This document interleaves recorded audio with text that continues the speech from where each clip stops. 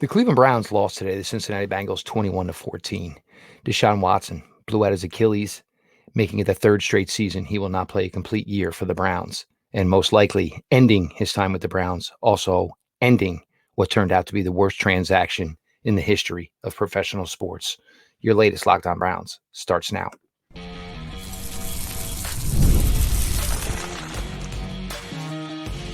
You are Locked On Browns, your daily Cleveland Browns podcast.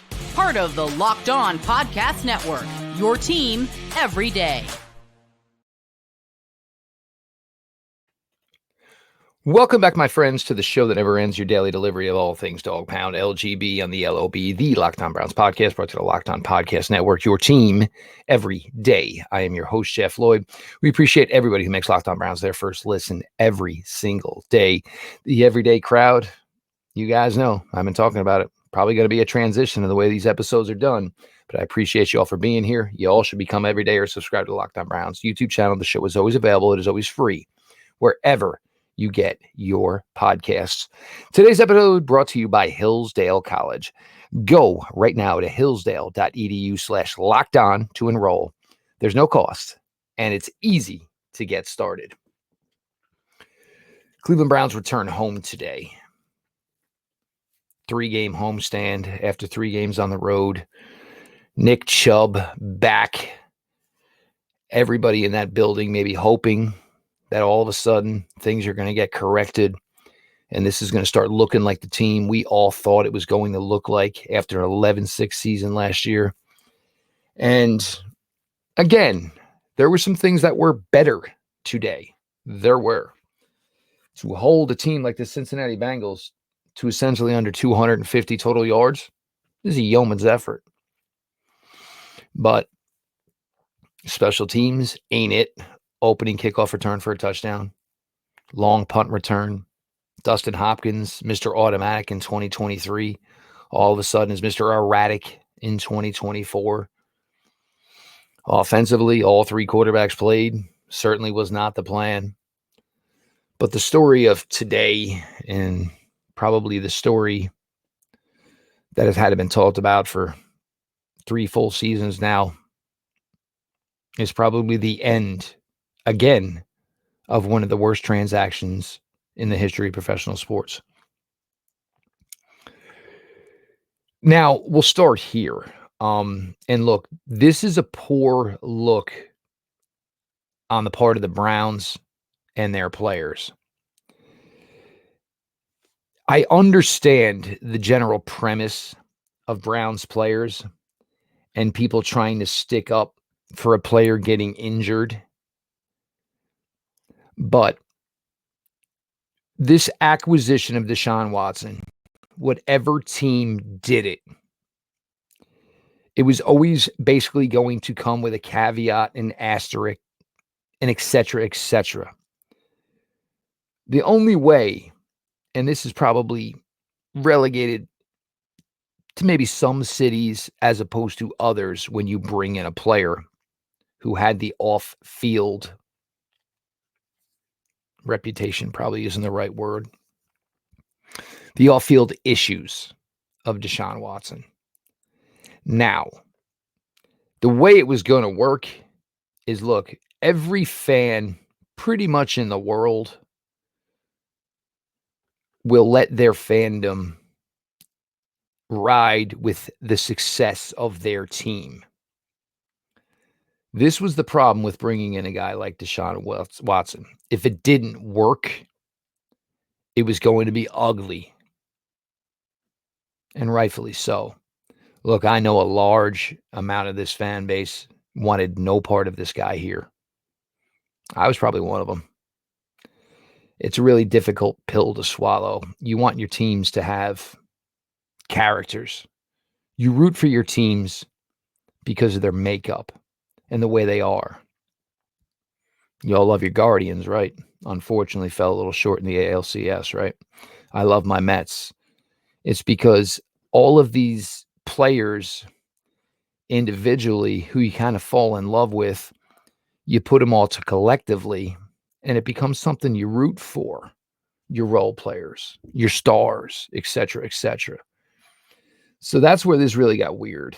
And with the lack of success this team has had when Deshaun Watson was on the field, it became easy to become more and more aggravated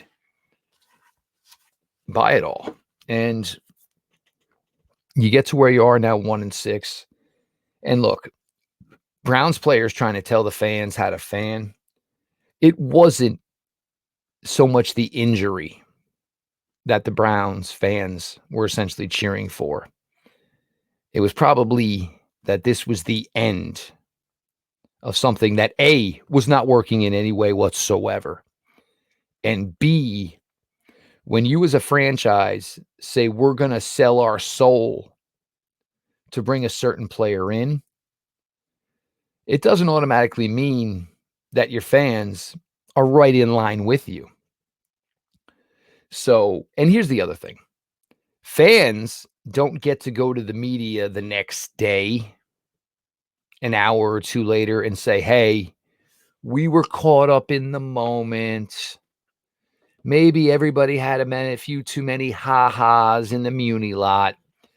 We regret our earlier actions. So fans don't get to do that. So for players to have this reaction, this wasn't about Deshaun Watson getting injured. This was about the fans saying, most of us weren't on board with this to begin with. And we tried to be on board with it because all of you in Berea told us it gives us the best chance to win, when in fact it didn't. And you heard a fan base. These guys are some loyal folks. And I'm not so huge on the I pay my money, I can do whatever I do in my seat. I don't think the reaction to Deshaun getting hurt was about him getting hurt. I think the reaction from fans about Deshaun getting hurt today was, this is now over. And I think they were cheering for what the next step is, not just today, not next week, not for the rest of 2024, but what could be in 2025 and beyond. And it's a shame for a fan base that waited so long to become relevant, to become regular with a consistent effort week in, week out. I think of the Bruce Springsteen song, one step up, two steps back. And under Stefanski and Barry, 2020 was a step up, 21, step back. 22, 23, step up. 24, obviously a major step back. It's been tough. And to point the finger at fans is never, ever a wise idea. We're going to continue here, your latest Locked On Browns. I appreciate everybody for being along for the ride. Deshaun Watson, season is over. Browns with a lot of questions here as they play their next 10 games in 2024.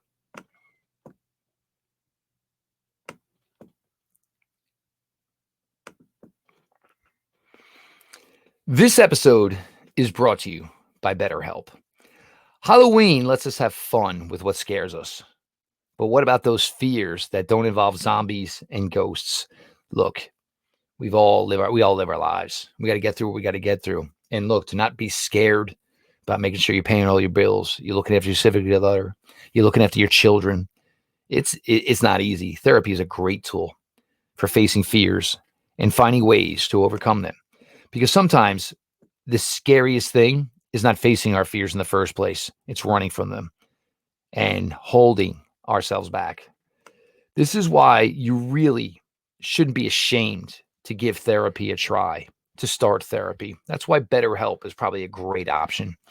It's done entirely online, so you don't have to worry about somebody seeing you walk into an office or getting out of your car. It's designed to be convenient, flexible, and suited to your schedule. Just fill out the brief questions to get matched with a licensed therapist. You can switch therapists at any time for no additional charge. Overcome your fears with BetterHelp. Visit BetterHelp, HELP.com/lockedon today to get 10% off your first month. Again, BetterHelp, HELP.com/lockedon. Locked On.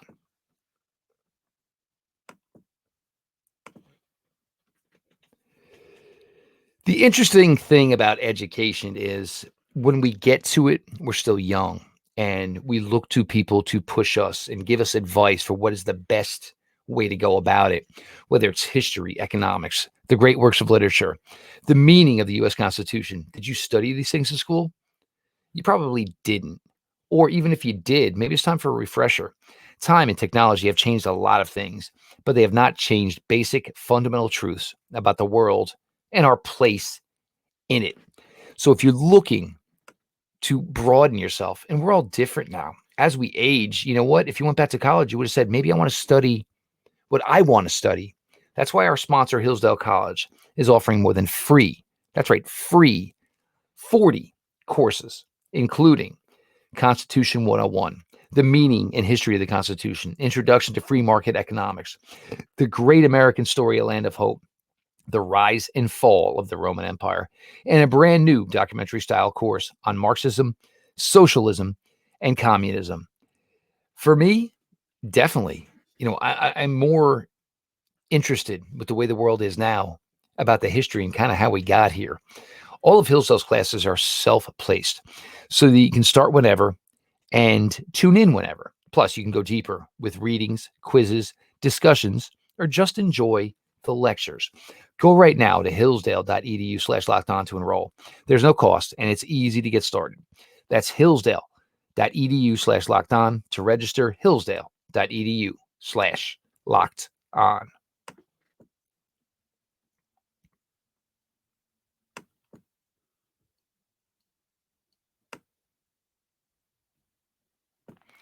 Your latest Locked On Browns continues. I am your host, Jeff Lloyd. We appreciate everybody who makes Locked On Browns their first listen every single day. The show is always available. It's always free wherever you get your podcast. And I suggest you become an everydayer so you do not miss out on any of the action, which very well may be draft talk very soon. Once again, the Cleveland Browns lose today 21-14 to the Cincinnati Bengals. Deshaun Watson. And give some credit where it's due. Look, was he missing things? Were there throws he was not even attempting? Yes, that is very well true. But Deshaun Watson, high completion percentage, no turnovers. That was going on until, unfortunately, he tried to break the pocket. And the mind was willing, the body wasn't. And you saw that misstep. And basically, you saw the way social media blew up. We all know, I've been around football since I was 8 years old. A serious injury right off the bat. And it was quite obvious that Achilles basically blew to pieces for Deshaun Watson today. Now, it's really interesting, to see where this is going to go for this team over the next 11 weeks, 10 games. Today, what did you get to see? DTR, when it's a surprise move this morning, DTR bumped up to the number 2 spot. Jameis put, as the number 3 emergency quarterback. I think a lot of people, when that news first broke today, figured maybe the Browns were going to peddle Jameis Winston. And if they were going to make the change from Deshaun Watson, obviously it meant because he was playing poorly. Unfortunately, it was different today, and it was a severe season-ending injury. And now all of a sudden, you're putting somebody out there. So you want to see where Dorian Thompson-Robinson is at. Cedric Tillman had a nice day today. That's not surprising. Cedric Tillman, Dorian Thompson-Robinson, high school teammates. So best day statistically for Cedric Tillman to this point in his career, 8 receptions for 84 yards. Saw David Njoku highly involved. That ankle gets better and better every week. Not so much Jerry Jeudy. It was great seeing Nick Chubb back out there. And I'm actually kind of surprised that Nick Chubb ended up with the amount of usage that he did. I didn't think it was going to be in the double digits. Got that touchdown. It was a great, great moment, obviously, for Nick to be back in Cleveland, getting, a little bit of success, but most importantly, a taste of being himself again. Defensively, there's going to be questions about what goes on here over the rest of the season. But these guys, again, you held the Cincinnati Bengals under 250 yards, But you really have to start to think now about where this team is going to be and what's going to look like over the next couple of weeks. I mean, you have guys where Elijah Moore, if anybody's interested, I'm sure the Cleveland Browns would let him go at this point. Jack Conklin, certainly an interesting name. Zadarius Smith, certainly a guy that is highly coveted right now. Everybody this time of year, the one premium they're always looking for is more pass rush. Greg Newsome, perhaps, but that's a question of what people are willing to take or whether or not they truly want him. Maybe Shelby Harris is on that list. Maybe Quentin Jefferson is on that list. Maybe even Dalvin Tomlinson is on that list. The Browns, with the potential to make, a couple more moves here over the next couple of weeks before the trade deadline hits and move on, from some guys that are here, try to get as much draft capital back so, they can go into 2025, all guns a-blazing. DTR should be your starter here over the next few weeks. I would highly recommend not trading Jameis Winston. You want a mentor here, somebody that the young man can lean on in DTR. Jameis Winston has started 10 games over the last 5 seasons. He's not going to come in and go 9-1. He's not going to come in and go 10-0. And most likely anything other than that, we know the Cleveland Browns season here is over.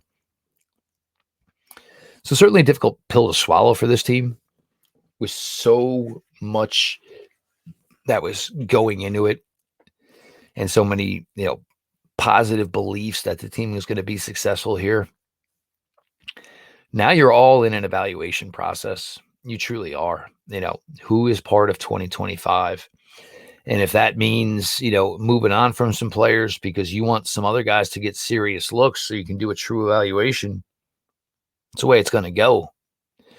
No, it's not going to be Myles Garrett. And some of the trade proposals out there are ridiculous. A first-round pick and then some. You want Myles Garrett, it's 2 first-round picks and probably your top wide receiver or your top young pass. I mean, stop. These things are ridiculous. A trade like Myles Garrett does not go down in season. So anybody thinks you're taking a flyer on Myles Garrett to help your team, you got to be ridiculous. You got to know how the game works and how the league works.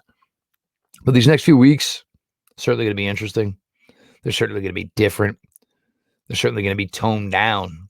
Your expectations all of a sudden for where this team is at in 2024 have come to a screeching halt. And they probably should have come to a screeching halt weeks ago. I get it. I do.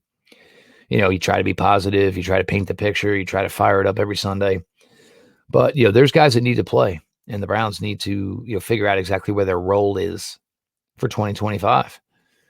So we'll see where it's at. You got Baltimore a week from now today.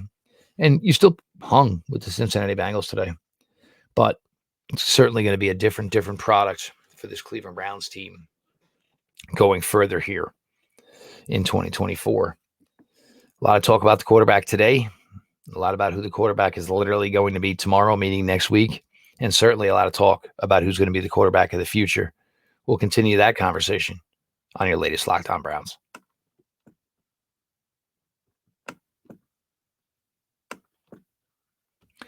Hey, NFL fans, you can start the season with a big return on FanDuel, America's #1 sportsbook. So when you get a hunch in the middle of the game, you can check out the latest stats, view live play-by-play, and so much more on the same page where you place your bets. You'll get started with $200 in bonus bets guaranteed when you place your first $5 bet. That's FanDuel.com.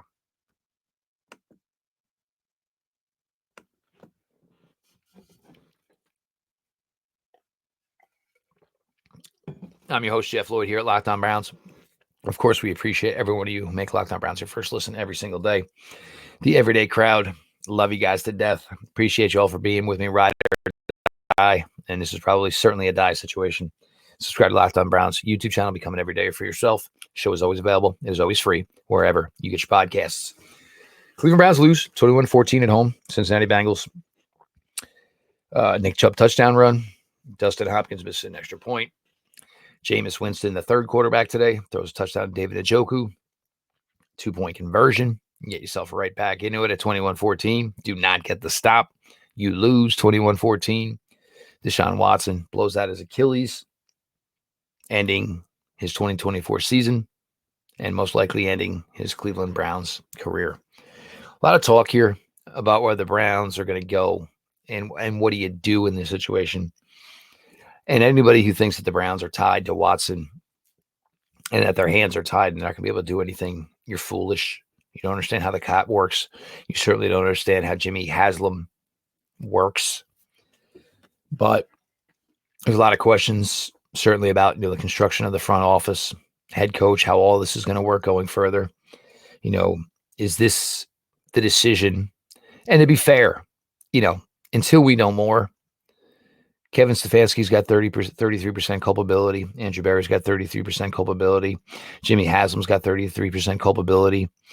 Paul DePodesta, whatever you want to put in there. I mean, if you want to break it in quarters, that's fine. But this group collectively made a colossal miss on a move for Deshaun Watson. I had talked about it for years, last couple of years, about, it wasn't so much the on-field stuff with Deshaun. It was going to be about what was in his mind. When you go out there or anywhere you go or just living your life, knowing you're just pretty much a hated individual, it's going to take a toll. I mean, you truly got to be the Grim Reaper himself to know that so many people hate you and you just don't give it, what, and just go out about it and be flamboyant in yourself and just turn out to be a very successful person. Most people can't do it. They just can't. BetterHelp certainly ain't going to help you get through it either. So that's probably one thing that led to all this. But now, I mean, we're talking about it. It's over. It's over. How do you plan the rest of the season at the quarterback position? Do you want to say we start Jameis until we lose one more game and we know our season's pretty much over? I guess. Me, I'm giving Dorian Thompson-Robinson 10 starts. It's not going to matter what DTR does over these 10 starts because the Browns somehow, some way got to find at least more competition or even, a leader in the clubhouse in the competition for the quarterback job going further. Do you look around the league at 31 other teams and see if somebody has an appealing option? Because you don't necessarily have to put all your eggs in one basket to go out and acquire in the draft, in my opinion, in this draft class coming up. I know many of you hate him already, which is the irony of it all, because you hated the guy who went down today, and it seems like there is already a huge, huge hate factor for Shedeur Sanders from Colorado. Whether or not you like the kid, that's fine. But I got to be honest with you. Every Saturday so far this fall, he's the one quarterback consistently week in, week out in the NCAA that I see getting it done and getting it done on a consistent basis, that I see throwing NFL throws. Quinn Ewers, come on, just not there. Carson Beck, yeah, Georgia's the best team in the country in my opinion. But Carson Beck ain't it. So you're either going to look to another organization to take something off their hands. I know a lot of people want to bring up Bryce Young. Not against it. Certainly not. But certainly not, putting all my eggs in that basket. But if you're telling me Cleveland Browns are going to be drafting first, second, or third in this year's draft, which, let's be honest, it's probably a legit thing that's about to happen. I'm calling Prime, saying, what do I got to do to make sure that you guys are okay with your son being one of the faces of Cleveland sports? Because Shedeur Sanders has got a flair, he's got a panache, and most importantly, he's got talent. He'll stand in that pocket and take a hit. And the other thing is whether it's deep, short, mid, he knows where his receivers are. He throws a catchable ball. And he's not playing with a bunch of superstar wide receivers out there in Colorado either. But somehow, some way, each and every week, they find a way to get it done. That's the guy, at least for right now. And I know a lot of people want to bring up Arch Manning. Well, I have a hard time believing a Manning isn't going to play 4 years of college football and he's only a true sophomore. And those of you saying, oh, well, he might leave early if the money's guaranteed, da-da-da-da-da. Arch Manning conceivably is probably going to make $15 million in his time at University of Texas. So it's not going to be the money. That's going to be too much of a lure. But Browns lose. And we'll see where this team is at the next couple of weeks, as obviously there's going to be a change at the quarterback position. Does that change this team for the better? Does that change this team for the worse? We're going to find out in the weeks to come. Browns lose 21-14 at home to the Cincinnati Bengals. Deshaun Watson's 2024 season is over. And most likely his tenure with the Cleveland Browns is over. You want to drop something in the comments? Does Deshaun Watson, practice, game, whatever, ever put on a practice jersey, a helmet, a game jersey, anything ever again? Because I don't think it's going to happen. I think it is over. This has been your post-game Cleveland Lockdown Browns post-game show. Sorry to all you fans. Tough day. This is certainly a difficult team at times to root for. But I'll give it to you guys. You guys do it, and you do it loyally, and you do it blindly. And in my opinion, that is what fandom is all about. I am Jeff Lloyd, your host here. I appreciate all of you who make Locked On Browns your first listen every single day. The everyday crowd is a bunch of filthy animals. I want more filthy animals. Be like the everyday or subscribe to Locked On Browns YouTube channel. The show is always available. It is always free wherever you get your podcasts. This has been your daily delivery of all things Dog Pound. LGB on ELOB. Let's go Browns.